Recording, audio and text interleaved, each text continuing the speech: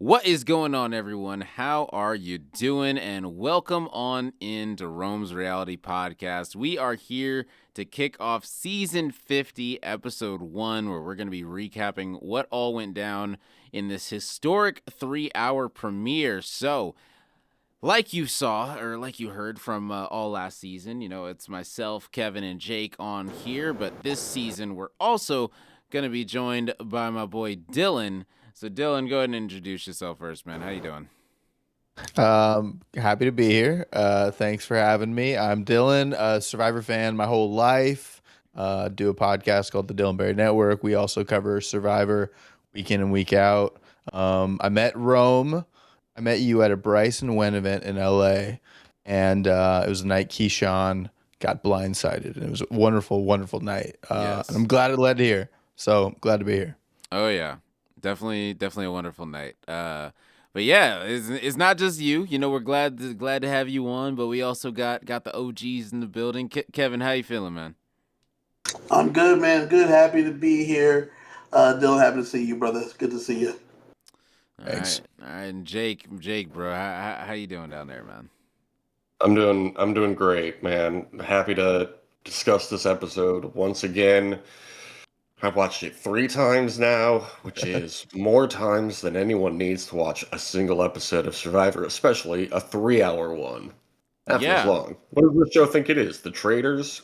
I mean that's 9 hours of your life.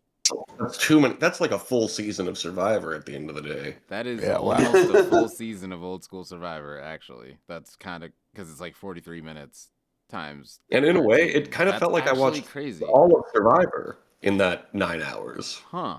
with all the Yeah. flashbacks and Wow. montages. Yeah. You know what I mean? Yeah. Yeah, no, I get that. That's a lot. Well, listen, this was an interesting premiere for you, Jake, because you got to do something that you haven't done in either ever or quite some time. I don't know which one it is. We haven't really discussed it, but go ahead and let us know. Oh, are you talking about flying down to Phoenix to go to your premiere party? Ah, yeah, that probably would be what I'm talking about. Yeah. Yeah. Yeah. We all met up finally in person. The OGs, as we apparently are all called, all met up in Phoenix for Rome's premiere party at, correct me if I'm wrong, Tom's Watch Party? Watch Watch bar. Bar? Watch Yeah. bar. No. We had a Um, ball. yeah, it was great. Super cool. A bunch of people were there. A bunch of survivors got to hang out with, and that was cool. Seeing Oh these yeah. people on TV, you don't think about them being real people, and then turns out they're real people and they're normal. Isn't that weird? They're not just characters on the TV. Very weird. Yeah. Now, Jake, you actually got to hang out with some survivors, like not just at the event, but like outside the event as well. So I mean, you Yeah, you you said it, like they're normal. Like you went from watching these people on your screen for years to all of a sudden chilling, hanging out, playing cards in the backyard with Sage and Jawan and Listen, Johnny Jawan and Fairplay. Sage. Jawan and Sage don't want to see Jake or me in Monopoly deal. That's all I Wow. have to yeah. say. Wow. I will say I did absolutely destroy Sage and Juwan in Monopoly Deal within like 5 minutes of arriving at this Airbnb. So that felt pretty good. Damn. Yeah, I didn't get a chance to play, so you're lucky. You're lucky. But Okay, um next time, man. I mean, bro, I know you heard the story about the beanbag toss. I did. I did. Yeah, what one toss, one bag, nothing but hole, cornhole. That's what it's Just called, cornhole. yeah. Yeah, I just picked it up one time, just straight in. I didn't need to do nothing else. I won. I was 100% on the weekend. Um, but regardless, let's get into this episode because this is the 3-hour episode, and I don't want this to be a 3-hour recap. Yeah, All right, so yeah. let's go ahead and get into it. So it kicked off with a flashback to May 31st, 2000, right when Survivor first aired, and showed a montage of all the highlights of Survivor over all the years. It showed a lot of the big moments, a lot of the memorable characters, things like that. Um, I thought this was pretty cool. I thought this was also pretty like I kind of expected this. Like, you know what I'm saying? Like just because it's like a 3-hour premiere, like, all right, season 50, it's got a lot of nostalgia behind it. Like, and I think they did a really good job of highlighting Survivor as a whole. Do you guys think that this should have been the all-winner season? Uh, I see why you say that because it does feel like, epic in that way. I think they were afraid of too many winners getting too old by 50. Possibly. I mean, even Possibly. Boston Rob is 50 years old now. Yeah. Yeah, I get what you mean. Like Possibly. there are like a handful of legends in this season, but there are still like a handful of people who are just on their second season. So Yeah. like, and the fact that they highlight from when the show started, like it was a great package, and I feel like they were also going for people who have stepped away from Survivor for a while and are maybe trying to come back because they saw an Ozzy or a Coach or a Suri, and I mean, what a great welcome back to freaking Survivor 50. That was an insane montage. Right. It was Yeah. really good. I will say, I was expecting like a all legends season, which would be cool. But how many times have they tried to do that? This feels more like a passing of the torch kind of season. Like these people could be legends kind of thing. Kind of the way Second Chances was.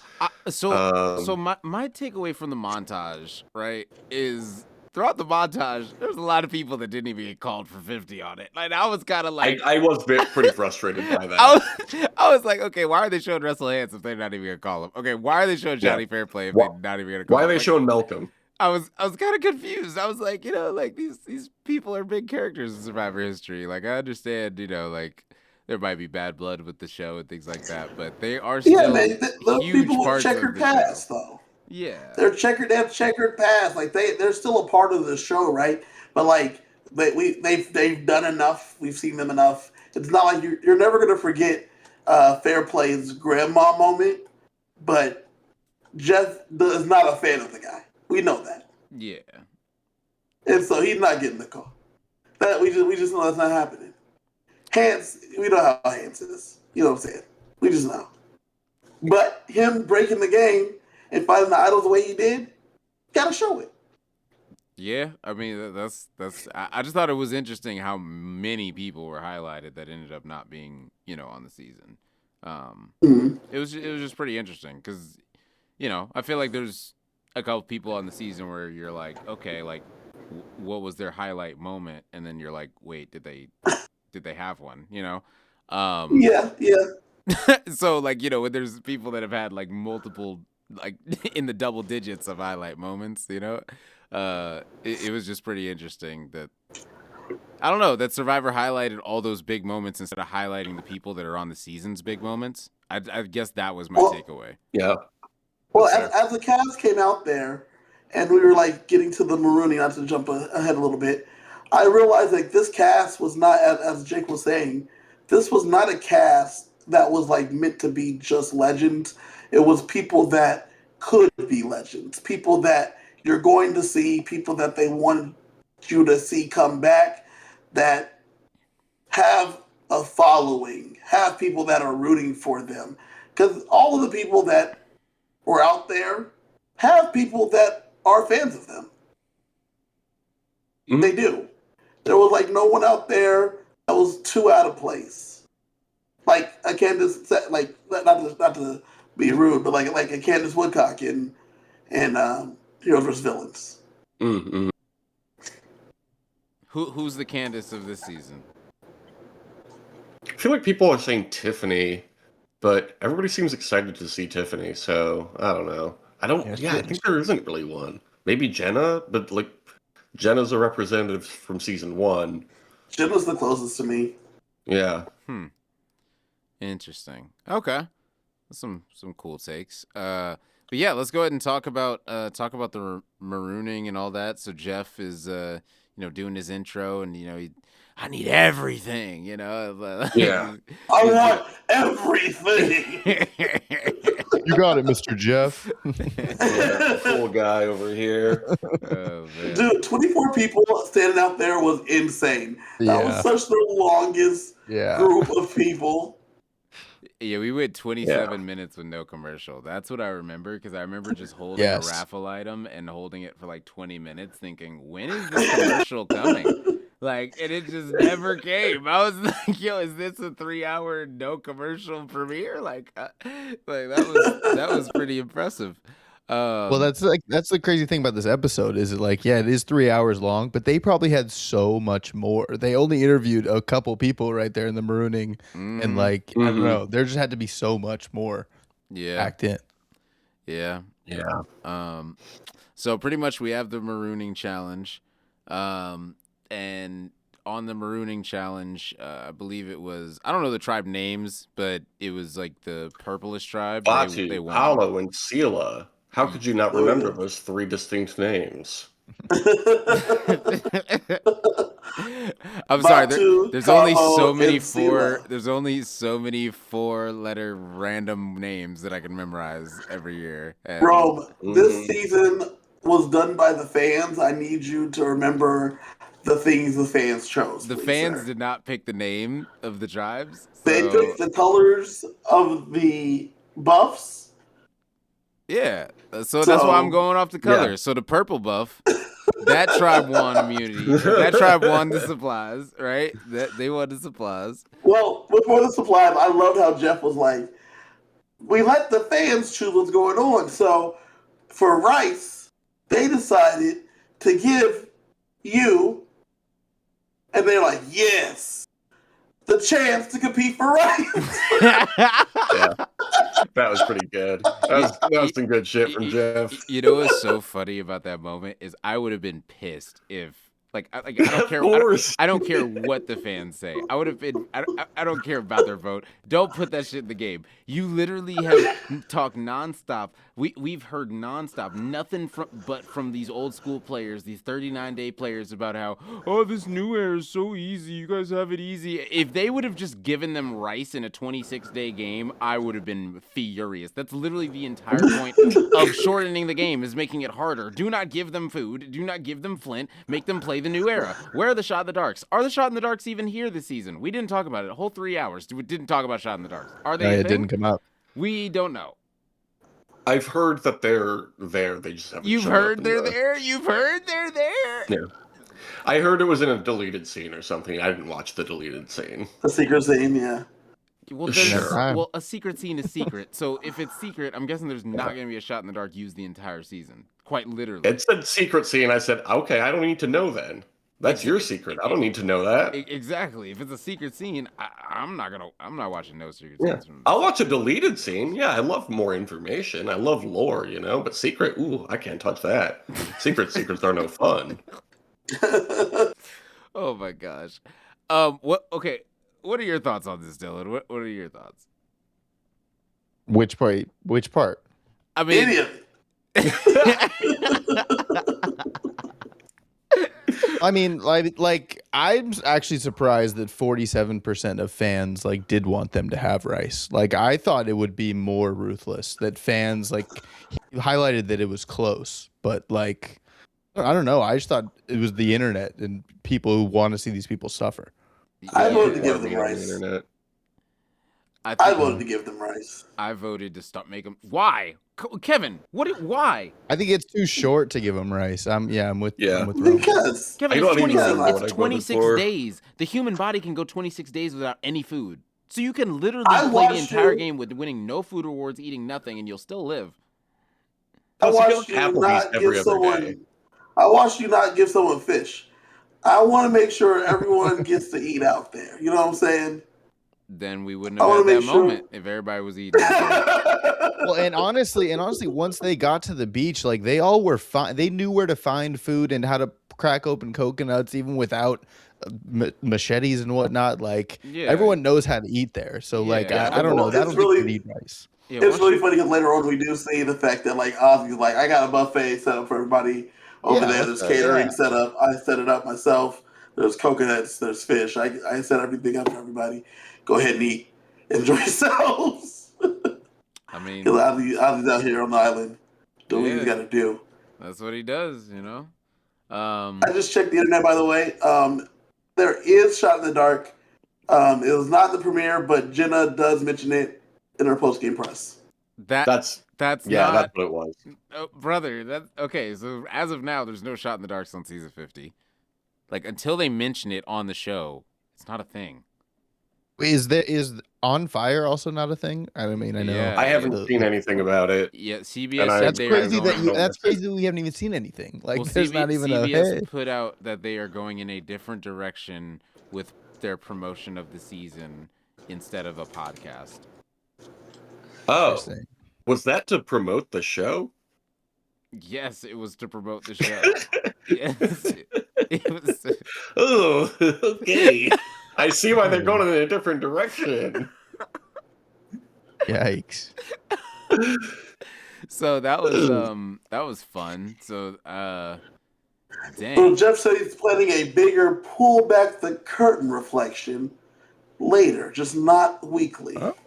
I can't wait to see what that is. So he's gonna go live. He's gonna be a streamer. He's just gonna Bro, oh my god. No. Rome, you and Jeff Probst should do a Freaky Friday season where you host Survivor and he hosts internet stream. Nah, people won't like that. People be upset on the internet. They'll call it a travesty.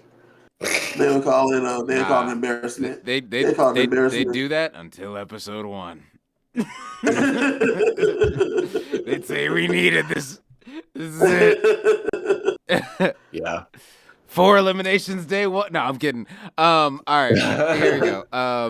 No, but Let's get seriously, this cast under control.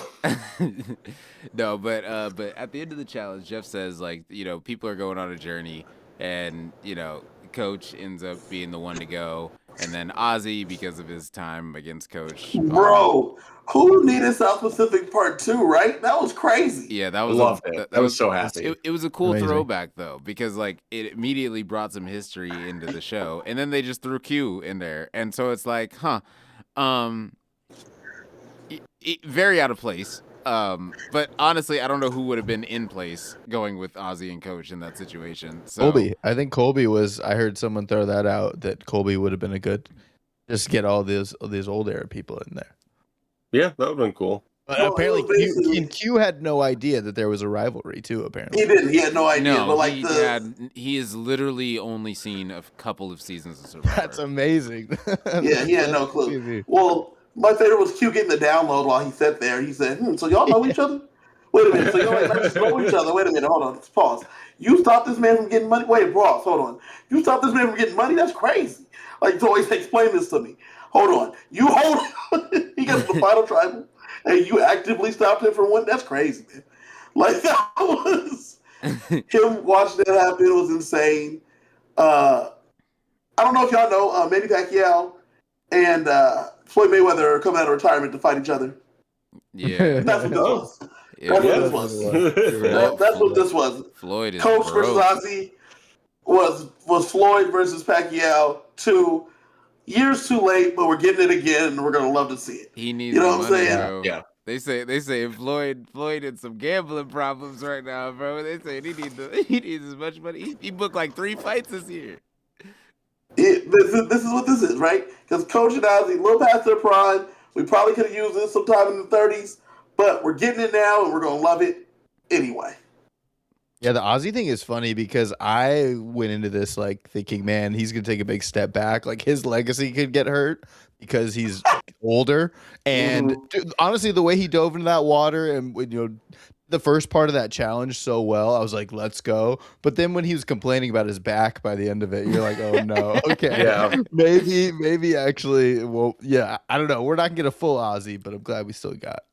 Yeah. Listen, I after this episode found myself wanting Ozzy to win season 50 more than almost anyone. on the I'm with season. you there, actually. Like Ozzy, in That's my fair. opinion, is quite literally the only Survivor player, in my opinion, that sat at the end and should have got the votes. That in all he is his season is the only season where I truly feel like the jury got it wrong. Every other season, I understand. That season, I will never understand them voting for Yule over Ozzy. I will never understand it. And it was a 1 vote thing. So anyone that says, "Oh no," like it was very close. Like it was literally Yeah. 1 vote. So I think that, in my opinion, that is the only season in Survivor history where the jury got it wrong. So I would love for him to be able to get his revenge, as as he said before, for revenge. Oh yeah, Oscar. For Yeah. revenge. Yeah. Oscar. Oscar Well, now, yeah. I loved as soon as they hit the beach, the fact that they like immediately Ozzy's like, "Hey man, it's all love." Coach is like, "I should have handled that better." And like I was saying, Q was like taking the whole download of like what happened. And then Coach is like, "I'm a different person now." I was like, "I'm a different person now." Mhm. And then as the challenge went on, Coach was like, "Not really a different person, guy. I just said that shit." I'm the same person. No. Same person. Coach Wade lied about being sincere. I could never imagine. Man, when have we seen that happen before? I can't think of a time. Man. Yeah.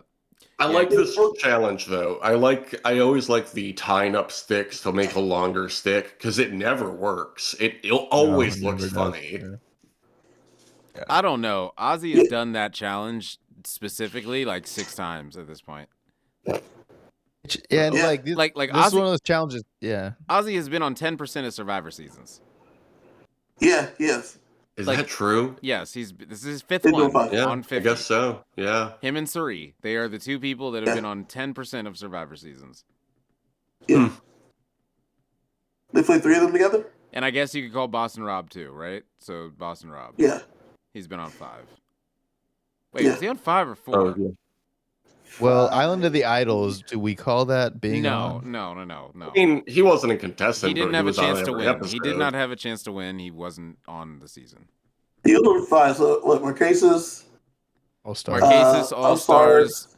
Heroes vs. Heroes Villains. Yeah, he's on Villains. 5. Yeah, 5. Hero vs. Villains. Then he comes back for the one he wins. Winners of War. Yeah, so 5. And then Winners of Redemption War. Island, and then Winners of War. Yeah. Yeah. So Oh, Redemption yeah. Island. I was so thinking Redemption so Island he's too, so Ozzy, Suri, and Boston Rob are 3 people. The 3 people that have been on 10% of Survivor seasons. So Ozzy has a huge amount of storylines and a huge amount of connections naturally, because Ozzy's one of the few people, he damn near played in every single digit. Like, he almost played in the first 10 seasons. What did he play in, like season 13 or 12? I forgot what it was, 13, I think. And then he I played think so. in the 20s, and then he played in the 30s, and now he's playing at the end of the 40s, at 50. You know what I'm saying? Like, And no one played Yeah. in the 40s. So he yeah, didn't have a chance as to well. play in the 40s. He literally Nope. couldn't. Yeah, So- Bruce was the only returning player in the 40s. True. That's a good trivia question. That is a really good. Trivia. Yeah. And you know Yeah, what? so Coach You know wins. what? I'm starting to realize, like, looking at like Kevin from 48 and like even Jake from 49, like, was Bruce's more serious than that? Like, I was kind of thinking about it, like, when it comes to Medivacs, like when it comes to Randon from 46, like, I was like, Bruce wasn't more serious, but I think Bruce was just early. So they were just like, they were all early. no, early in the no, in like the season. early before the show really even started. Yeah, I Bruce felt was like- the first challenge, right? And he bumped. Yeah, his it was first it challenge. was As the, soon it as was the that Maroon He didn't even challenge. get to Yeah. camp, I don't think. Yeah, he didn't even make it to camp. That's crazy. No, I'd be pissed. I'd be Vinny- pissed.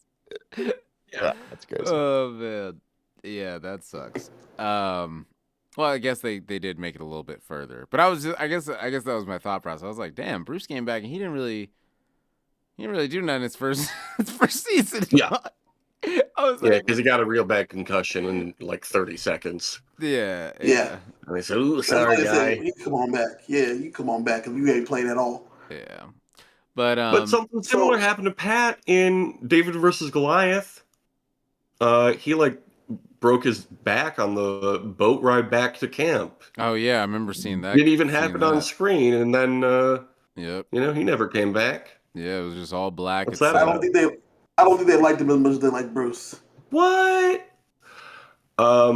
I really loved this Ozzy being like, whoever gets the key should be the one to win it, and Coach like intentionally not saying anything and be like, oh, Yeah. let me just quick scoop that up. Okay, so I love this for 2 reasons. Because Coach doesn't say anything Apparently, Q's like, sure. Ozzy keeps flailing at it. They all keep flailing at the key. Ozzy knocks it down. He starts scooting it to him.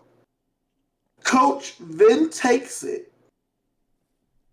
Ozzy's like, come on, man. And then Coach does his poses. He does his hand gestures. He does his karate shit, right? Yeah. And then fast forward to later. He is mad when Ozzy's telling what happened, and he's like, I don't like him talking shit on my name. Yeah. Like, bro, this is what happened. What do you mean? And the best too is Mike White also is like, hey, that's cool. I like that he's playing that way. He hypes it up. But for Coach to be like, man, he's disrespecting my honor. He's talking shit about me, and I'm a man of my word. You screwed Ozzy as far as he's concerned. You actively screwed him. Yeah. That's in his character, though. What do you expect him to feel? He's not new. He has not turned a new leaf in any way. Correct. Especially as far as Ozzy's concerned. Mm-hmm. Yeah, I think Coach is just always going to be himself regardless. And in the moment, you revert back to exactly who you are. So I think Coach just he wanted to believe that things would be different, but once the moment hit, he's not going to lose to Ozzy. He's going to get that key if he can. He's not going to give it up. Yeah. Yeah, and like, imagine in Survivor 50, he goes, you know what, Ozzy? Yeah, you have it. It's like, this is Survivor 50, dude. You can't be like, we're not playing nice out here. Exactly. So he wins this one, returns to camp with his supplies, and he's the hero, actually. It's pretty exciting, they're shocked he beat Ozzy. Yeah, they're shocked they're having to see him come back. With arms wide open. Yep. Arms wide open. Yeah, it seems like a lot of people on the season like Coach, which is pretty interesting. It's good. Yeah. One thing I loved was when they flip. They give the thing that you have to flip over this thing with the last two people, and they flip it over, and Ozzy reads the words "Welcome to Exile Island," and he just starts laughing. Because all you can do, you ever been in a situation when all you can do is laugh? Because it's been, and the best part, because Rome, like you said, Q's only seen a couple seasons. He ain't seen no season with Exile Island. Yeah. He didn't know what that meant. He was like, "What Exile?" Correct, but Ozzy knows good and damn well what Exile Island is. So he reads those words and he just starts laughing because he's like, "Of course, this is now Exile Island, and this couldn't have gotten any worse." And so he's just laughing because, I'm gonna be stuck here. And like Q starts chuckling too because he's just laughing because Ozzy's laughing. He's like, "What? What happened? What are we laughing at?" And then he reads. He's like, "Wait, we gotta be here? Hold on. Wait a minute. Wait a minute." And then I was like, "Get comfortable. It's gonna be a long night." It's gonna be a long night. Very fun episode for Q. I loved Q in this episode. Yeah, it was definitely a funny one. So then after Exile Island, they get back. We see Q and Kyle connecting, which apparently Kyle was connecting with everyone on his tribe. So yeah, that's not surprising. He seems like a very charming guy. Yeah, but that's the thing is when you're connected to everyone, you're connected to no one. So I'm kind of curious as to how strong those ties really were to each person, but we'll never know. Then Q also was like, he was telling him he didn't have his vote, and it was like a big deal, and it was like, oh dang, you didn't tell anyone else that. Yeah, and I don't know. I was surprised how accepting people were of Kyle, knowing that was the season they had just seen. Yeah, like he had just won. I don't know. But also, this is what I'm talking about. Like and I've said this multiple times, the way that you played your previous season heavily dictates how people treat you and want to work with you on your next season. So Kyle was loyal, made it all the way to the end. So if I'm looking at that, why would I want to work against that? If you're proven that you're loyal, I want to work with you because you're going to be loyal to me, and that could be me sitting at the end this time. Like, it's common sense. Yeah. So it's like, Yeah. That's why I think that people that are just like that's your first time playing Survivor, bro. You gotta play a loyal game if you plan on coming back. Like if you plan on winning it your first time, cool. You know what I'm saying? Like do everything, cutthroat, Yeah. lie, backstab, burn your best friend, do all that stuff. But guess what? If you get on that returnee season and you didn't win before, bro, like people are gonna look at you like, bro, you're a snake. Why would I team up with you? Why would you be my duo? Like you're a dangerous player. You're like, and that's how some people right now are getting looked at because of the way they played their first time. Like Genevieve and Aubrey specifically, like Yeah. I don't think they'll ever get over their first season, how they were perceived, and because of they have this like face off, like this Cold War face off, and it's like and they're both kind like, of awkward, like you're a very threat. exciting. It's like you're a threat, but you're a threat. Yeah, but you have no agency, and neither do you. But I still don't want to team up with you because you're like it's a weird situation. That's why you really need to be careful with how you play your first time because if you end up coming back, it really does matter with how people, whether or not they want to work with you. If people see that you are loyal, you know you worked hard for your alliance. People are down to work with you. It's that simple. Mm-hmm. So I'm not really surprised that Kyle got brought in by everyone, essentially.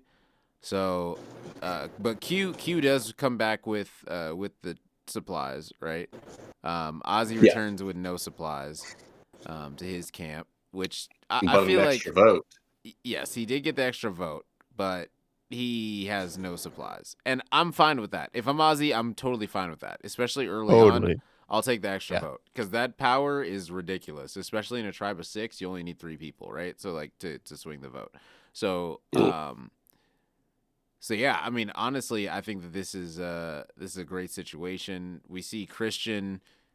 He made fire with a bunch of glasses, which great stuff. Which I've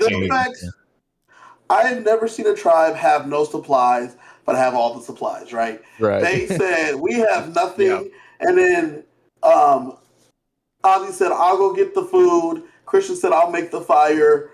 Ozzy said, I'll also fashion a machete.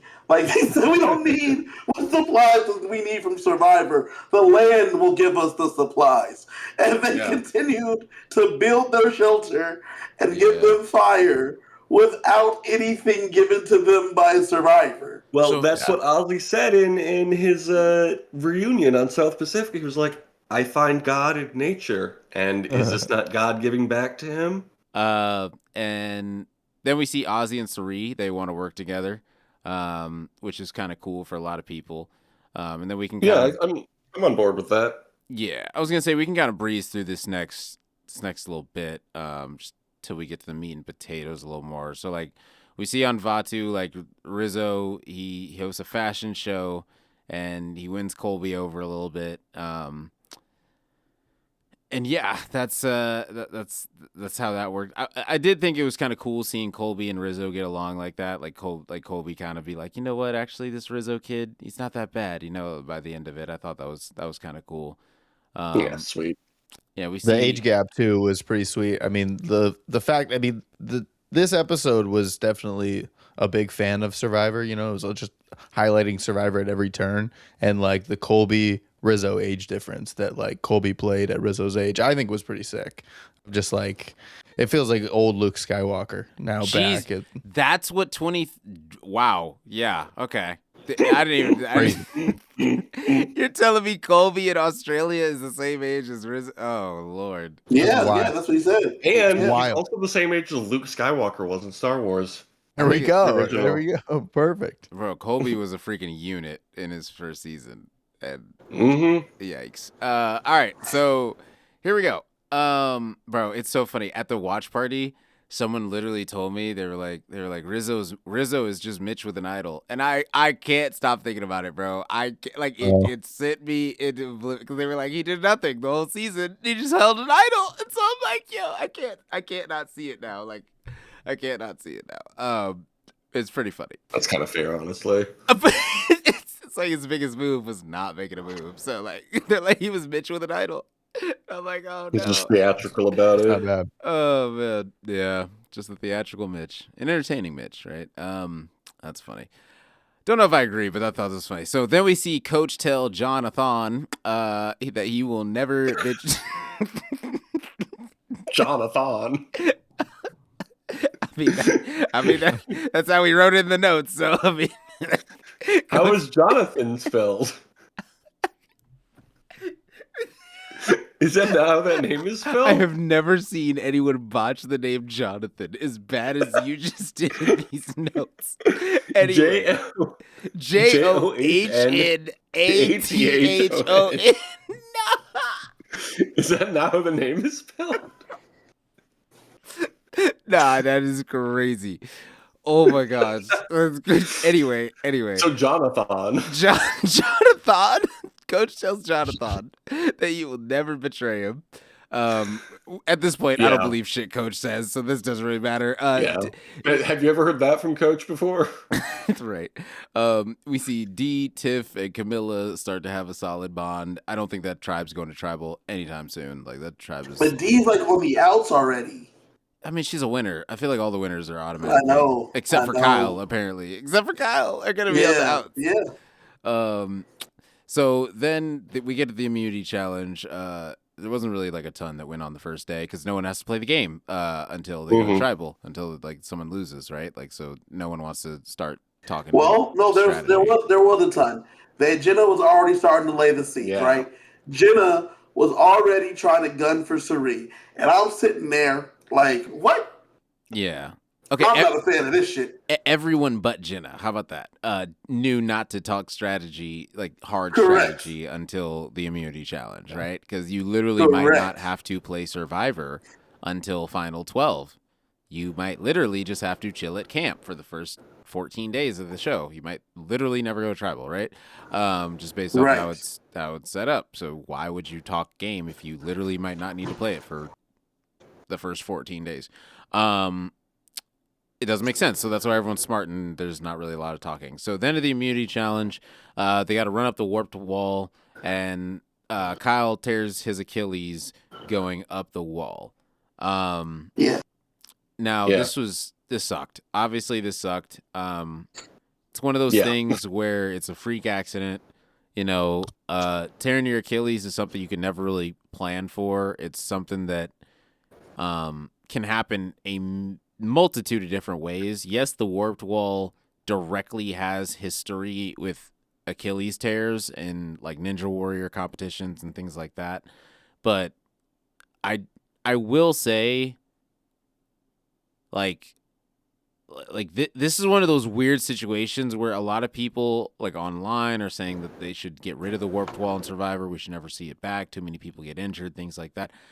I really think that this is just one of those situations. And if you ask anyone that tears their Achilles or has torn their Achilles, almost everyone will tell you they did not stretch their Achilles before they did whatever they went and did, right? They just didn't stretch.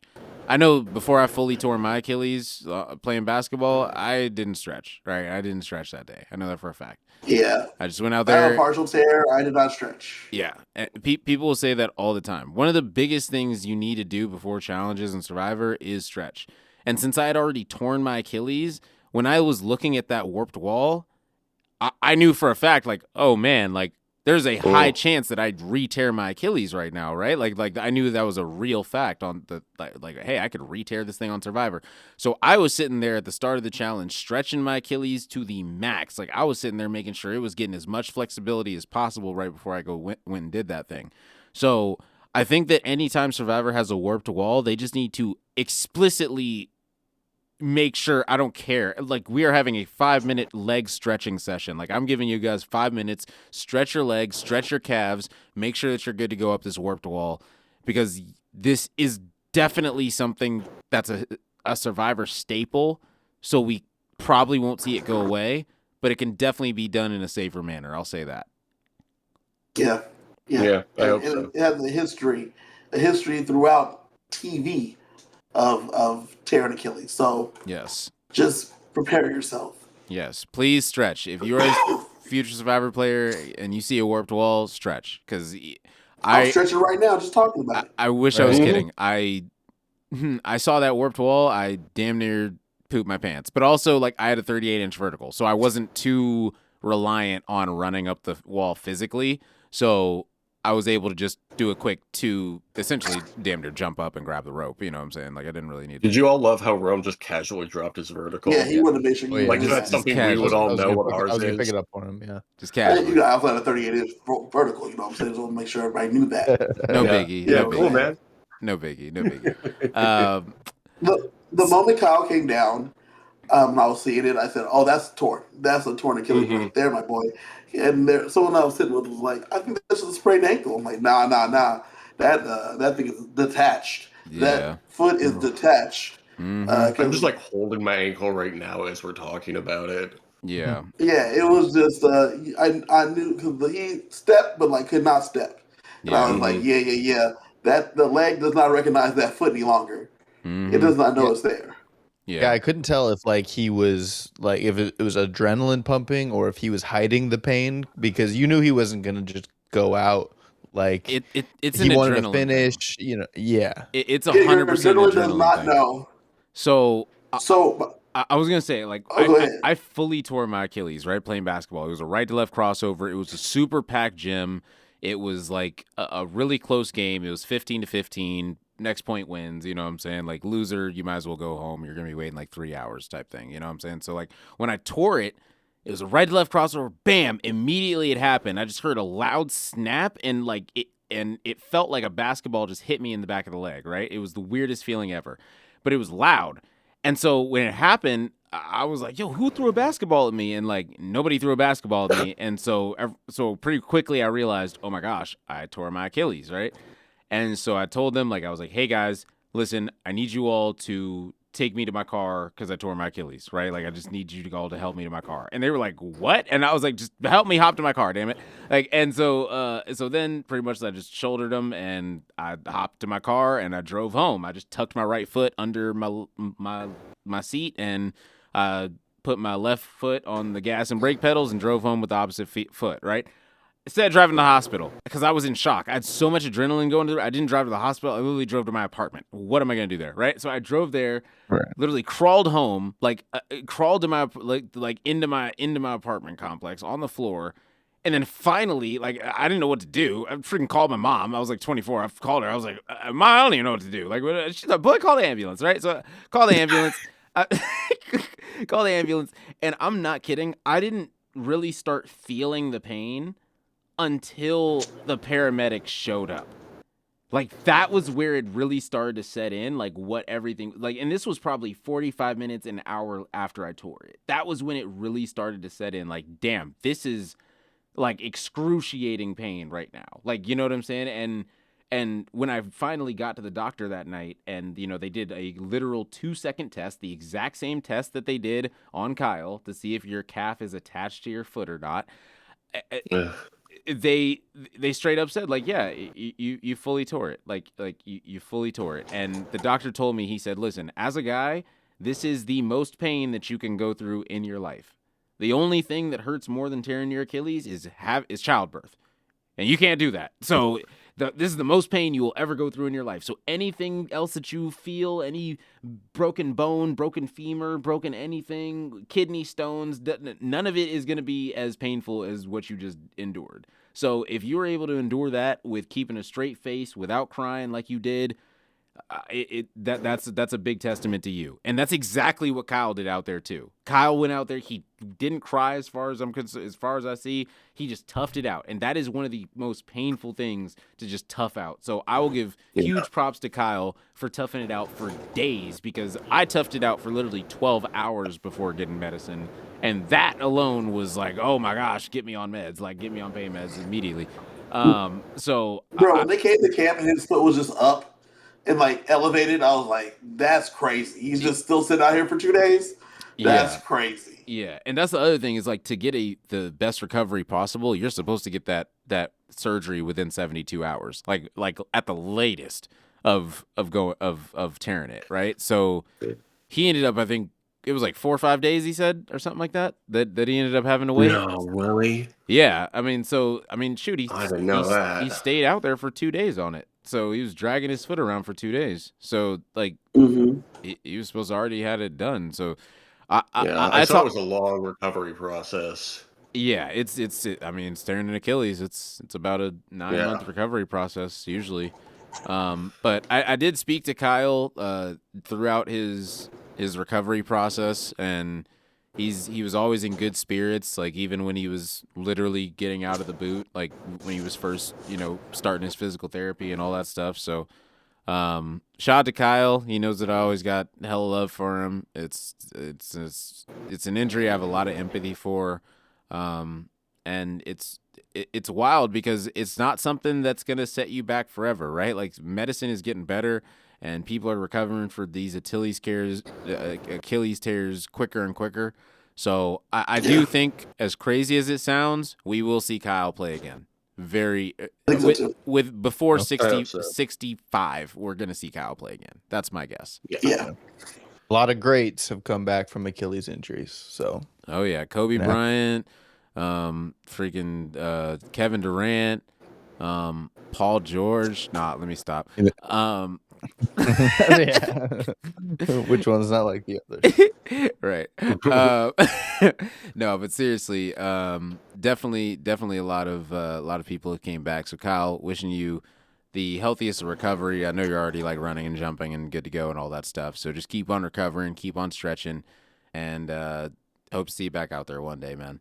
But yeah, so then they end up winning. Wait, hold on. Even with the torn Achilles, they still went down there, dragged this man up the wall, and then they literally went down, put him on their shoulders, pulled him up, and then still went up the wall, and then still won the challenge. Yeah, and this is the reason why I say I don't understand why people call Cirie the best to never win. I will never really understand that. Like, challenges are half a Survivor. Like, it's literally like a huge part, right? Like, so like if you're just if you're a constant letdown in these challenges, like I just don't understand why people say that, because she was the sole reason they went to tribal that night. So she could have easily just not been in that position. I don't know why she was in that position. Yeah, I don't either. I don't know. I have no idea. She apparently volunteered for it. Yeah. I had heard that she had done it maybe even on Australian Survivor, and she literally had that role, except there wasn't a gate in front of her. In this one, she had a gate so that underhand was harder to throw, apparently. And so she was throwing overhand or side hand. But it more looked like a muddy mess than anything. Yeah, the mud definitely messes you up. So having done it before, she thought she would be able to do it. Right. Because she had done it before. Okay, that makes sense. So Cirie, ends up putting her in a bad situation, ends up knocking them way back, and so Sela just never is able to recover. Yeah. They're never able to recover. Yeah. And they're going to travel for the night, but like you said, this one's all in Cirie.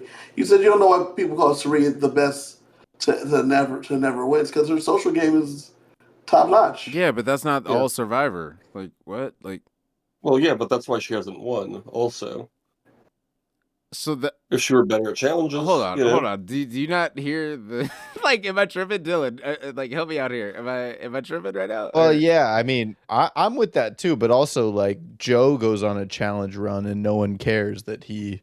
I don't know. I feel like people don't care as much about challenges. No. Hold on. There's a difference between being a beast at challenges and being a literal like a net negative in challenges. Yeah, I mean, if we were playing like Survivor 2K, oh god, you think Cirie should like have a lower player rating or whatever. She should be like a 92 as opposed to like a 96. Yeah, if we were playing, if this was Survivor 2K, Cirie would still be rated like a 93. She'd be a challenge. Cirie would be like 56. Cirie would be like 56. Cirie would be a 95 overall with 99 social, 99 strategy, yeah, and like a 3 or 4 in challenges. I think that's fair. Yeah, 50 66 in That average challenges. still gets there, yeah. Like, if someone said Suri is the greatest social player in Survivor history, I'm not gonna be mad at you for that statement. But to say that she's just straight up the greatest never, that one caught me off guard. I was like, wait, what? Like, hold on. like there is a huge. Yeah, I don't. Let me tell you why. I'll tell you right here. Challenges only matter in the try portion, and you could easily just not be in the part that is matter. We just talked about it right now. She could have just not been on that portion. Well, now she's gonna have to be in the next portion because she can't sit out, so she's guaranteed to be needed. No, but she could have just been a part of the crowd, right? Only 3 people had like standout parts. The 2 that did the puzzle and the person throwing the thing. Mm. Plus, I think you are. I think you're. What's the phrase? Speaking out of both sides of your mouth, or whatever. Because you're saying how Ozzy should have won, and what was Ozzy's thing in Cook Islands? He was really good at challenges. Yeah, but he didn't even bring that up at Final Tribal. Not one time did the word challenge come out of his mouth. He literally didn't bring it up. He tried to talk like his social game was the reason he's sitting there then. He literally, like, it was quite literally the worst Final Tribal performance ever. Like, all he had to do was bring up his challenges, and he would have beat Yule. Yeah. But instead, he tried to go with his social game and tell a sob story. And it's like, brother, that was not the game you played. Like I understand it's been 39 days. It's been a long time out here. You're 22 years old, or however he was when he played and got to the finals. But, like, brother, talk about the reason you're there. Like, the challenges. Like, Yule didn't win one. You won all of them. Like, oh, man. Yeah. Well, I think this is actually why Suri and Ozzy is such a good combo, because he is strong where she is weak, and she is strong where he is weak as a Survivor player. In Survivor 2K, I think they'd have similar ratings, but they'd have opposite stats. Yeah, Ozzy would be the. Well, I don't know. I mean, social game's gotten better, I'd say. I wouldn't say he's as bad socially as Suri is challenge-wise. I think Ozzy is he's like so much aware of his social shortcomings that I think he's very focused on that this season. At least they want us to see that he's focused on that. I mean, he's worried about advantages, and here where him and Suri are linking up when Suri is battling this Jenna, trying to start everyone against Suri. Yeah. Let's talk about that, because they go back, right? And Jenna's like, well, listen, it's very obviously the vote is Suri, right? I mean, I started the season early. Suri is the reason we lost this thing. So yeah, it feels obvious to an old school player. Yep, to an old school player, this is an easy vote. Yep. Yeah. And then Christian and Devin are like, but, like, what if it's not Suri, though? I actually like Suri. And then Ozzy's like, but, like, really, if it's not, like, what if it's really not Suri? Because I kind of told her that I had this extra vote thing, and Suri's, like, the person I'm, like, with. So, I mean, I didn't say all that, but I did say all that in how I'm acting. So, how about it not be Suri?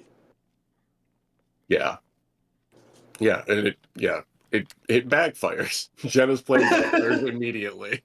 Yeah, I think Jenna didn't watch any New Era Survivor season. She just must not have, because, like, I think we all know the first person to throw out a name, you're usually gone. And especially if you throw out a name of someone that everyone likes, like, brother, like that, you're like.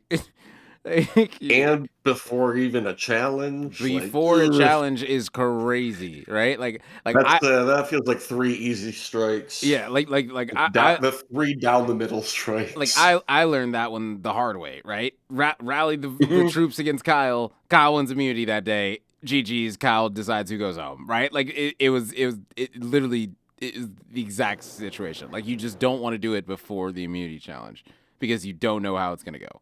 It's just that simple. So, yeah. Meanwhile, though, Joe over here, suspicious of Ozzy and Suri, he sees what we see. He sees they're working together. I thought it was funny that Joe's like, I already got duped by Kyle and Camilla. I they're gonna get Dubai pair again. Oh, Yeah. he, I no, like no, Pierre. no. He got a wedgie on national television. That's what I love that. That was so funny. He said, I like Yeah. my parents out in the open, like me and Eva. I like everything Exactly. being on Front Street. Let's be honest, people. This is a game about honesty. If there's one thing I've learned from my man, Coach. We're Yeah. gonna be a duo. We're gonna make Jeff cry. That's what we're gonna do. Yeah. Yeah. Imagine a Coach, Joe, Colby final three. Bruh. How happy would Jeff Probst be? How happy would I be? You're his Honestly. favorite. How mad would the jury be? I don't care. I don't care about the jury. Bitter juries make fun seasons. Nah, man. No, they don't. No, they don't. Nah, they don't, because Samoa would have been so much. we different. don't need to get on a sidetrack. Yeah, we don't need. to get We don't need on tangent. I'm cutting it off right here. I'm not even going to try to transition back to the notes. All right. So then, long story short, Jenna's voted out. In Yeah, a there we go. 7-1 fashion. Wasn't even a thought, right? She literally had no one. Do you think they should have? Do you think they thought about flipping it on Ozzy right here? No. No. Oh. I think this is one of those situations where it was Jenna the whole time the second they lost. And they just had to make it look like there was other options, but no. We need this stuff for TV. Yeah, in those 2 hours before Tribal, you're going to talk, like, they're going to ask you about the other people just so that they get the, you know. We need stuff for TV. Yeah, Right. They need stuff for they need it to look like, oh, it could be Ozzy. No, we just lost a challenge. We're not getting rid of Ozzy. Like, Right. Yeah. like, are you like? That was You're never crazy, an option. dog. You're crazy. That was never We're happening. not getting rid of Ozzy. Yeah. I will say, Jenna comparing the set to Borneo, I feel like she served the entire purpose she was on the show for. Yes, I Like, agree. hey, remember before? Yeah. Be the person who was here at the beginning and reflect on it now. Do Yeah. it first. Okay, great. All right, you can go. Thanks. Yeah. And that feels like a very appropriate episode 1 plot. Yeah, We I got do- our clip. Appreciate you, Jenna. I do wish that I got to see more of Jenna on this season, just because like I didn't remember her from my binge of Borneo. Like obviously it was like the second season that I watched out of the entire binge, so I didn't really remember her like at all. So it was kind of cool to see an old school player from the first season, you know, that has been able to watch the show grow, to see them play. And I mean, yeah, she was there for one episode, made a big mistake, but like, you know, it was still cool to see her play. So is she maybe a good player? I don't know. Like honestly, like now that I'm thinking about it, like you just watched 49 seasons and and this was your strategy coming back? Like this was not that great of a performance in my Well, opinion. so she knew the strategy that like Ceree's a big player. We got to get rid of Ceree because she's a big player, but she didn't take in the calculus of like, yeah, but I like Ceree. Yeah, and that's Ceree's greatest currency. So, Gotta read the room. correct. And that's like what Ro was saying right here, the greatest player that he doesn't understand it. That's what Ceree's good at. Yeah. Is that like, is Ceree dangerous? Yes. Do I care that she's dangerous? Kinda. Do I care enough to get her out? Well, not today. And then at the end of the day, she'd have the final like 4. You're like, how did I get here? How did I get on this jury? Yep. Oh, because I didn't think about getting Ceree out before now. I'm also okay with it because I like Ceree so much. Should we vote for her? can we vote for her to win? Yeah. Yeah. So then we get to episode 1.5. And Yeah. We end the episode, but then there's hours left. yeah. What happened? Right. Oh man, it was funny seeing a couple people like get up from their seats after Tribal, and then like other people were like, no, it's not. Like I was seeing people letting them know, like, no, you need to stay. Like it's not ending yet. Like, oh man. And so then back at Vatu, Kyle swears his leg is getting better. We all know that's not true. Genevieve and Stephanie go idol hunting, and Genevieve finds the Billie Eilish boomerang idol and sends it to Ozzy. What are your thoughts about this? I really liked it. I was, of course, worried that the celebrity aspect was going to be cringy, over the top. This is as subtle as can be, and I feel like, honestly, I'm curious if Billie Eilish came up with this idol or if they just attached her name to it. Like they already had this idea, and they're like, "Yeah, let's just slap Billie Eilish's name on it," or if really she thought of it. I really think Billie Eilish thought of it. The reason that I'm gonna say that is because, well, the reason I'm gonna say that is because if she didn't, they would have just used Survivor Legends. Like this would have just been the Parvati shallow boomerang idol. Or They also Boston love Rob. to let celebrities influence the game. Yeah, and I mean, let's be honest. We're literally going to be seeing Mr. Beast at some point soon, which definitely going to throw me off at this point. Like, Also, after seeing the nostalgia, like, just think about this. We're going from seeing the nostalgia, the throwbacks, to the classic challenges, and that's the only thing. I just like want I to said see. before, it's passing of the torch from Colby and Richard Hatch to Mr. Beast and Rizzo. Yeah. and Rizgod. Yeah, That's so. I just hope it's done well. So far, everything for season 50 has been done very well. So I'm hoping that continues, and I will trust the show until, like, they show me like what the fuck was they doing putting this. Right. Let's rewind like, a second, though. Yeah, Let's take it back luckily a I think second. this one is tame compared. Yeah, this isn't Zach Brown showing up with fish yet. Oh Let's my take it gosh, back a I second, forgot though. he's literally showing up to the island. Like, Oh, that's that's happening for sure. yes, that Yeah, was that all. was in the It's in the preview? trailer. Okay, I thought so. Yeah, So let's I take couldn't it back a remember if they second, though. just mentioned his name or he actually showed up. Let's he talk shows about the gameplay of this, right? Genevieve's the boomerang idol. The way it works is that she has to send it to somebody. If they get voted out with it, it comes back to her. She finds it. Who does she immediately show it to? Ozzy. No. She shows it to somebody. Oh, Kyle. Kevin, Stephanie. you know damn well I was busy. Stephanie. No, I'm trying to remember. She was with She showed it to Stephanie, I Stephanie. think, Yeah, she showed it to Stephanie immediately. And they're trying to figure out who to send it to, right? And so at first they're like, let's send it to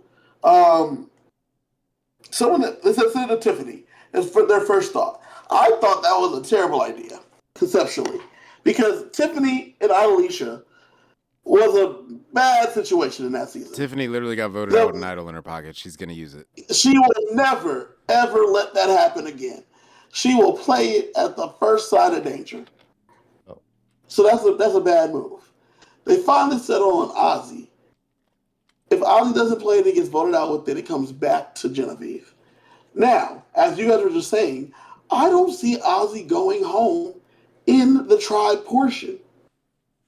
No, there's certain people that are literally immune in the tribe portion. Jonathan Young, Joe, Ozzy, they're literally immune. Like, they're never going to get voted out. So we might as well just chalk them up as jury members at this point. So Genevieve may not get this thing boomeranging back to her. Yeah. That's very true. I mean, that's good timing, right? I mean, that's usually when Ozzy goes, is right at the merge. Like, that's usually when he goes. Is like right when he's in a threat for individual stuff. It's like, all right, Ozzy lost today. Let's get him out. But there's three of them there that are like that. There's Joe, Jonathan, and Ozzy. They all can't win, and you can't vote them all out the same night. So that'll be interesting to see the pecking order. Unless there's a twist where you can put out three big strong guys or the same night. Unless they change up the game and just vote out one of these big guys before we actually hit the merge and just take the shot at potentially losing. Like, I could see that happening too. It's possible. I could see them looking at Jonathan Young and being like, hell no, you're not going to freaking go 8-0 in season 50 immunity challenges and beat us all. Like, I could see them seeing that. I could see them also seeing 100%. Ozzy as a 50-year-old man and not seeing him as that. What? He's in his 40s. He's not even 50. He's in his 40s. I could see them seeing him as a 40-year-old man with a hurting back that, you know what I'm saying, like isn't at the top of his game. So they kind of let him slide a little bit. So I think that giving it to Ozzy, pretty smart, honestly. Like I think it was really smart. Just because if anyone's gonna get voted out with an idol in their pocket, it's probably gonna be someone like Ozzy. And just for the record, Ozzy will be 45 this year, so I understand why you couldn't remember if he was 40 or 50, because he's in between. Well, I knew he played about freaking, 20 years ago, so. Yeah. Crazy. Yeah, that's pretty wild. 18 years ago, and he played at 22, or 20, whatever it is, so yeah. Mm-hmm. I guess he was mid-20s then. Okay, he was like 26. But either way. Okay, so you guys think this is a good idea then? It's new, so sure. Well, I just none of the idols. the I think Boomerang the idol, idol you stuff mean? is cool. I think Billie Eilish's Boomerang idol is cool. I'm talking about giving it to Ozzy specifically. Oh, yeah. The thought behind it makes sense, I think. Could she have given it to anyone in the game? Yeah. Like Anybody on an opposing tribe or anybody Yeah, I who think it was isn't a her? different tribe. does it have to be a different tribe though? I kind of remember that. Yeah, I think it was different tribe. Because I feel like you don't have any. That would make sense, because then you can't intentionally fail a challenge. Also, did she have Right. to do it immediately? Could she have held onto it and decided to give it to I someone think later? she had to do it I think she had to do it immediately. Huh.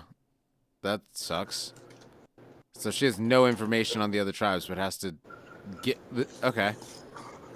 Other than the meta information you already know from having watched this show for 25 years. Yeah. So that's interesting then. Then yeah, I mean, I'll say yes. I think that she gave it to the right person. I think that since she can't give it to Rizzo, who we know isn't doing nothing with it, if she can't give it to Rizzo, then it's his whole thing, right? Guys, I still have an idol. Yep, you know. We know. The way the jury's eyes just rolled is like so Mhm. wild. Digging into the note, Mm-hmm. it says, here's how it works. It's a fully powered idol, good until the final 5, but it comes with a twist. You can't keep it. You must send it to someone on another tribe. Yeah, I know. And once you send it, the idol becomes theirs with 2 rules. They cannot give it to anyone else, and they can only use it for themselves. But here's the fun part that only you know about. If they're voted out while still holding it, it boomerangs back to you. So do you send it to someone you trust, hoping you can work together later? Or do you send it to someone you want to sabotage, hoping they are voted out and the idol circles back to you? Good luck. I'll be watching. Billy. Yeah, I think that honestly, Genevieve is reading that as I'm gonna be able to link up with Ozzy later. Because remember, Genevieve is searching and looking for allies because of the way that her first season went, right? Like she's clearly looking for. So I think she's looking at it that way. So yeah, I think it's definitely smart. That makes sense. Yeah. That's smart in that regard. That's because then you say, "Hey, Ozzy, I gave you that idol."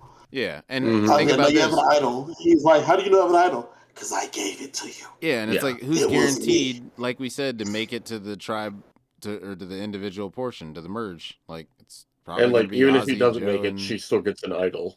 Yeah, exactly. Even if you don't link up, she still You gets an idol. you just holding it for me, dog. It's just in your pocket for me. Ozzy is not making it to the end again. Yep. Yeah, that's a good point. You just holding it for me. Yep. Yeah. And then Colby Savannah and Mike White, they go on a journey, and then Mike White is immediately told to leave the journey. Lame. And then Colby and Savannah 1-on-1 in a game of sideways Jenga, and Savannah wins. Like what did we need this segment at all? Been an email for sure. What are you talking about? We need more challenges. People like Rome love challenges. Do you want to know the one thing I am still confused about till this day about about Survivor? When I went on my journey, and it was me, Kyle, and Annika, and we hit the beach.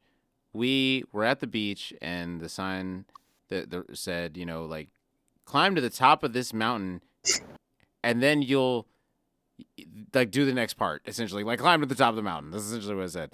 So it's like, all right, we actually had to climb to the top of the mountain. We didn't.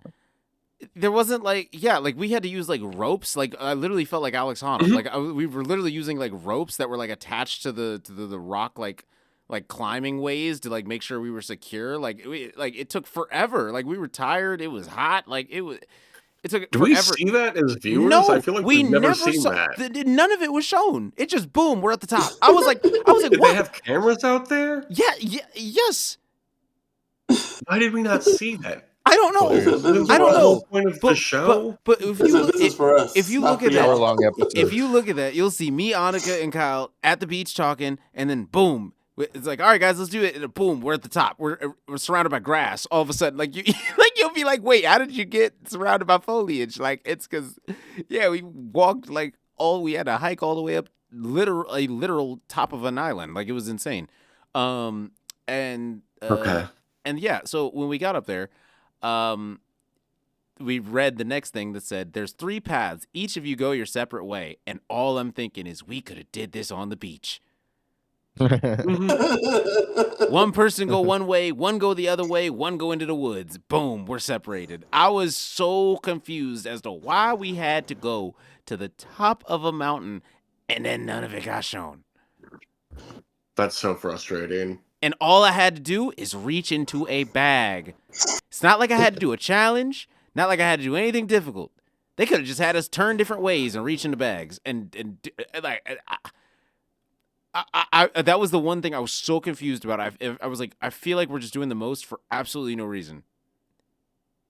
And we ended up doing the most for absolutely no Hilarious. reason. We just reached into a bag and picked a scroll. But luckily I That's picked the right one. hilarious. So, I Hooray. mean, they've done a good job at making us really feel like we don't know what we're going to get with these journeys. I mean, like, I really can't believe they make Mike White come all the way out there just to send him back. And then, Yeah. like, Well, then, that like, part, they come out there, and then you go send them back, but you don't know that he really didn't do nothing. yeah. yeah. And like, my thing Yes. about Survivor is, like, with challenges is, like, I like seeing a challenge that I can't do on my coffee table. Like, Jenga Or on my is just phone. not. Yeah, like I don't know. There's something about Jenga that I'm like, that doesn't show me a lot about the characters. It doesn't feel like out of this world. I don't know. As far as a journey and using time up for the show, I didn't love this section. yeah. Like it make it. Ooh, let me try to start over. Journeys have always felt to me like they're trying to modernize Exile Island. But the whole point of Exile Island is that it strips you of everything, even mental stimulation. So involving these little games and like strategy mini games is like it doesn't make any sense.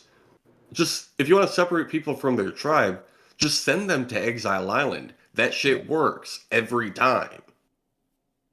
Just do Exile Island. You clearly have the capability. You already sent 2 people there. Just do that every time.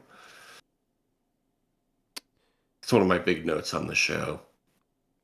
I mean I get that perspective too. Like I get that too. You know, like it is a mental thing as well. But I just think that going to play a game, like you said, like Jenga, like something that we could do on our living room table, it is kind of weird. Like I liked the TK and Asia journey where they had to fight for their supplies, where they had to, follow the map through the forest and get the different keys, and the last key was in the buoy in the water. Like that was a cool one-on-one Totally. challenge, Like Mm, this one was just Jenga. Like, and I understand like if you wanted to be like, okay, it's as fair as possible because it's not like a physical activity. It's not so like you could have sent anyone on the journey. It's a real 50-50.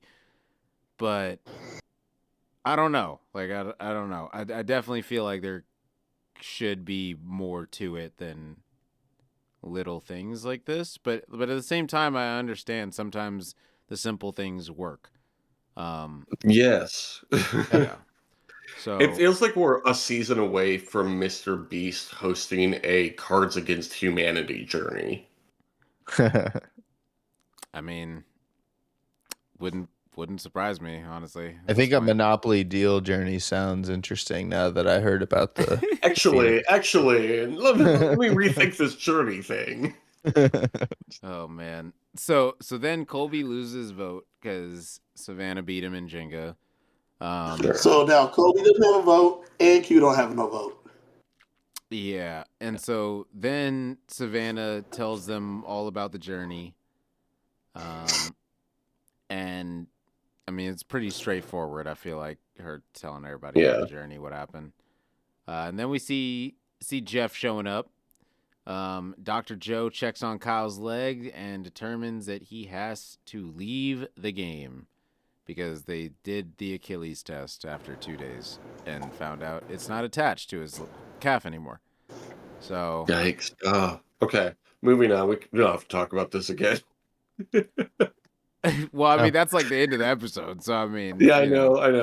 I just don't want to get another tangent. Well, it was funny because as Jeff was pulling up, as you know, when Jeff pulls up, when Jeff pulls the whip up to the island, you know it's not good news. Yeah. And so when Jeff was pulling up, I was like, well, that's a wrap for Kyle. Go ahead and pack his bags.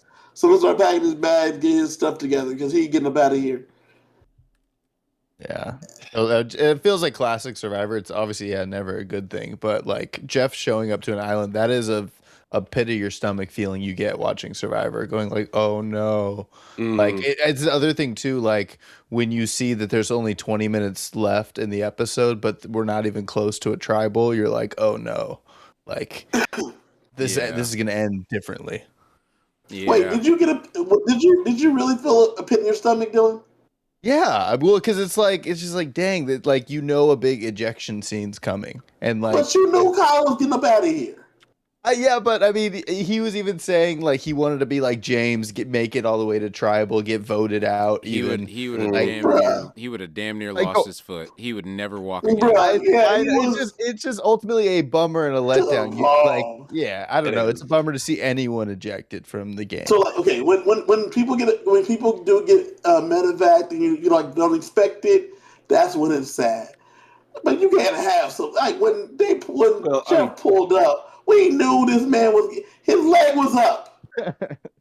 Yeah. When they showed that scene earlier, and when they gone to camp, they had him sitting down. His leg was elevated. He was not doing nothing. Yeah, he had a good rap on it too. It looked like they had put something good on it already. Yeah, you just don't want the premiere epised to end with, boat driving. But you knew he was getting up out of here. Like you knew that this was not a. Like I said, I was sitting there at the watch party, and then they pulled up, and the people at my table went, "Oh!" And I turned to them and I said, "Did y'all think he was making it through this episode?" I guess maybe I did. Maybe I did. I don't know. Like if we were looking at the clock, you did see the first Tribal Council took like 3/4 of the episode. Yeah, it did. So. Yeah, like Kyle was not making it through this night. Now, like I said, mind you, other times Jeff pulls up, I do get you, I'm with you, I feel bad, yada yada. Kyle probably shouldn't even finish that challenge. 100%. I mean, yeah. Didn't let him finish the challenge was kind enough. He should not have stood up again after the doctor ever put weight on it again. Yeah, even the fact he was walking around the next day like, oh, I feel fine now. It's like way worse. Correct. So then when Jeff pulls up, on another tangent about this awful leg injury. Well, I think that's why nobody was even crying. I mean, can we talk about Q getting a whole handful of Kyle's man parts? Yeah. That was funny. What do you expect? When I saw it, I was literally thinking, what else is he gonna grab? Like he can't use the dude's foot, like because one of them doesn't work. So like he's got nothing else to grab except for his junk. His one good foot in his junk. That's it. That's the only thing. Like he just gripped the fuck. Like he was gripping the shit. Jeff asked for everything they got. He said, I need everything. Q said, I got you, Jeff. Oh, man. No, yeah, I think for that reason specifically, I would give Q player of the episode. Oh, man. Oh. No, but this was a great premiere episode. Props to Survivor. They did a great job. 3-hour premiere, and it only felt like 2.5. You know, so I'll give props to That's Survivor true. for. I'll give props to Survivor for that because it was a good one, start to finish. So do you guys have any? Are we gonna do the? I guess we should do what we did last season. You know, do we want / think they'll play again with Kyle? Yeah. Yeah, For sure. yeah, for sure. Yeah, I think we already said that. We're like all in 3 the hours yes ago. boat. Yeah, 3 hours is crazy. All right, was Kyle a hero? Well, I guess we got to go Kyle and Jenna. So do we want / think Jenna will play again? I do not think we'll see Jenna Lewis again. I I think don't 3 times is a wrap. 3? Yeah, she's 3 timers now. Yeah. Oh my gosh! Yeah, she was on All Stars too. All Stars, and now this one. Yeah. Wait, what did she? Never mind. We'll get into that later. We'll get into that another time. All right. So was she a hero, villain, or neutral? I think we should retire this one because I think most people are heroic. That's a good point, I was actually. gonna say she's not threatening. Yeah, this but, whole like, season is filled with almost all heroes. Yeah. So I And think then we like should retire the that people one. that people call villains, like Hugh and Genevieve, I don't think they're villains, like at all. Coach. Famously, Coach is. Like I don't think threatening to Dylan, quit that makes should have been you- on the hero makes you a tribe. villain. We don't really have you said it before. We don't really have villains anymore. Yeah. No, we definitely do. I just don't think that there's any on this season. Yeah. They I don't. agree. They try to not paint them as villains. Like I do not think We there's have one one- villain on you're, the season. you're of the rare breed, sir. You're of the rare breed. What if we say, are they white collar, blue collar, or no collar? We know what Get out they of are. here. We No. know Actually, it. that's a really good idea. Also, heroes, actually. hustlers are heroes. Yeah, you. which are they? Thank you. Yeah. I would say Jenna was a hustler, honestly. Yeah. As was Kyle, honestly. He gave everything he had and more. Very white collar. Yeah. He gave his Achilles. Oh man. All right. Play the Yeah, episode. yeah, I guess we can retire that one from this season because damn near everyone's a hero. So Yeah. Yeah. kind of wild. But it's honestly what the fact that you pointed that out. You're Heroes actually versus right. heroes Like, versus heroes. it is literally like season 50 is literally heroes versus heroes versus heroes. Like that's kind of wild. I'm not gonna lie. I mean, we've all been Um, begging for Triple H too, so this is perfect. Oh man. All right. What rating would you guys give the Let episode? me do the player of the episode because Yeah, I tried a couple times, and you all wanted to talk about Kyle's leg injury more. You said you'd give it to Ozzy, right? I said Q Oh, because of Q- oh, his no. intimate relationship with Kyle. No, I'll give it to Ozzy. I was gonna say I'll take Ozzy as well. 2 advantages. I mean, Yeah. maybe his back's gone, but I also think he could be milking that. And he's got the best social player as his duo in Suri. So Mm-hmm. I He's mean, in a good yeah, I'll definitely give it to Ozzy. What about you, Kevin? I have to give it to. I have somebody else in mind that I blanked on them, but I'm gonna have to go with Genevieve. Ooh, interesting. I think pick. Genevieve put herself in. Oh, I had Genevieve and I had Christian Ubicki. I feel like Christian Ubicki and Genevieve put themselves in a very good position to start the game. Christian was who I was going to say originally, but both Genevieve and Christian put themselves in a very good position in their tribes. Ozzy did a great job getting those idols and stuff. I don't know that he's in a great spot in his tribe. Those two, I think, put themselves in good integral spots within their tribes. How do we feel about Jeff calling Christian Hubicki out of nowhere?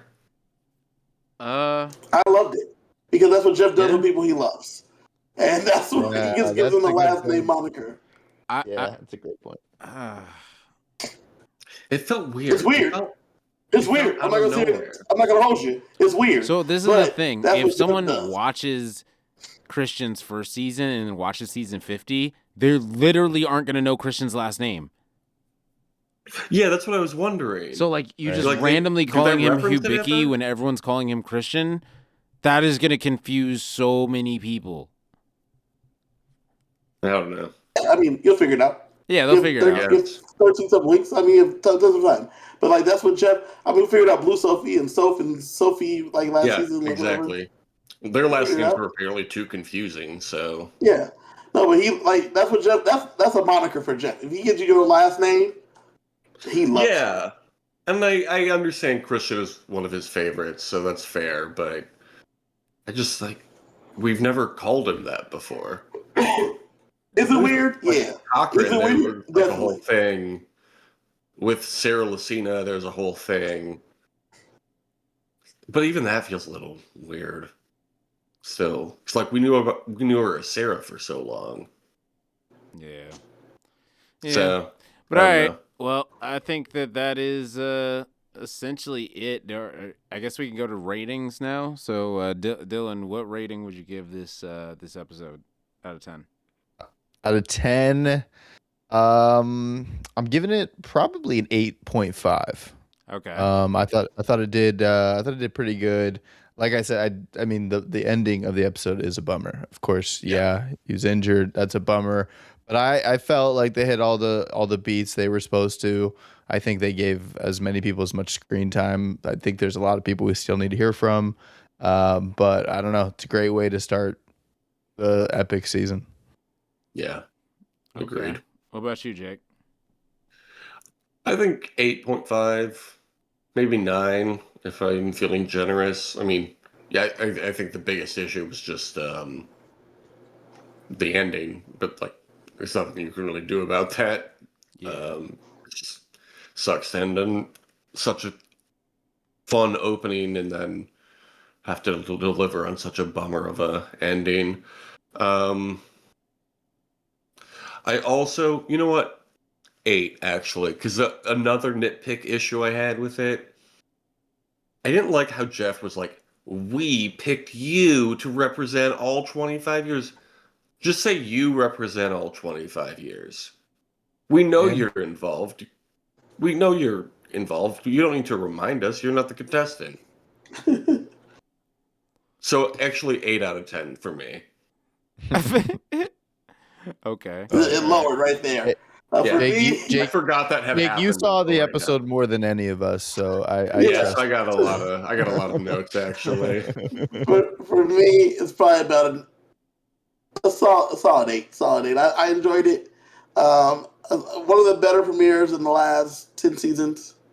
Easily. It was a lot of nostalgia, a lot of hitch in the field, a lot of smiling. Glad to see these people back on my TV screen. All of them. Loved me some Chrissy Hoffbeck. Loved her trying to get some work in there. That was some fun that we got to see I'm a out big there. Chrissy Hoffbeck fan too. I So just am I. finished rewatching her season. Yeah. Yeah, Didn't she she did do so great, great? right?